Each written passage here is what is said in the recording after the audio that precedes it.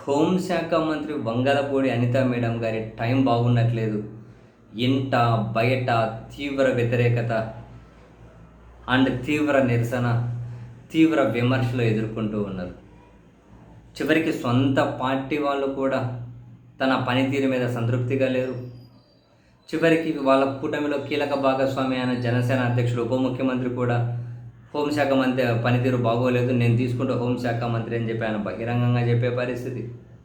అంటే సొంత కూటమి నుంచి ఇటువంటివి ఉన్నాయి. మరొక వైపు వాళ్ళ పార్టీని, ప్రభుత్వాన్ని డిఫెండ్ చేసే క్రమంలో అసెంబ్లీ లోపల మేడం చేసినటువంటి కులం వ్యాఖ్యలైన, అసెంబ్లీ బయట మేడం మీడియా సమావేశం పెట్టి మాట్లాడిన మెడికల్ కాలేజీ వ్యవహారాలైన, ఇవన్నీ కూడా జనాలలో నవ్వులాటను వంచాయి.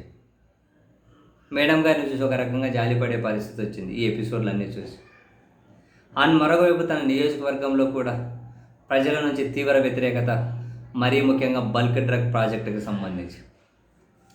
ఈరోజు హోంశాఖ మంత్రి గారు తన పాయకరావుపేట నియోజకవర్గంలో రాజయ్యపేటలో మేడం వెళ్తూ ఉంటే ఆ కాన్వాయ్ని అడ్డుకున్నారు మత్స్యకారులు. అడ్డుకొని బల్క్ డ్రగ్ పార్కును రద్దు చేయాలని చెప్పి డిమాండ్ చేశారు. సో అక్కడ పోలీసులు వర్సెస్ మత్స్యకారులు తీవ్ర ఉద్రిక్తత, పోలీసులు లాగిపడేశారు.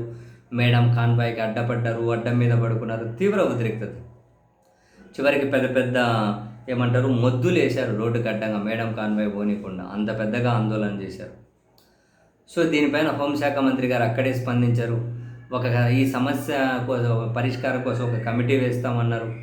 సీఎం దృష్టికి తీసుకెళ్తా అన్నారు. అయినా కూడా వాళ్ళు శాంతించలేదు.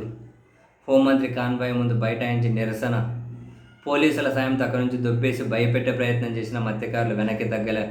భారీ సంఖ్యలో మత్స్యకారులు అక్కడికి చేరుకున్నారు. మా సమస్యకు తక్షణ పరిష్కారం చూపాల్సిందే అని చెప్పి డిమాండ్ చేశారు. సో అక్కడ ఉద్రిక్త పరిస్థితి నెలకొని ఉండే. అతి కష్టం మీద మేడం గారు అక్కడి నుంచి బయటపడాల్సిన పరిస్థితి.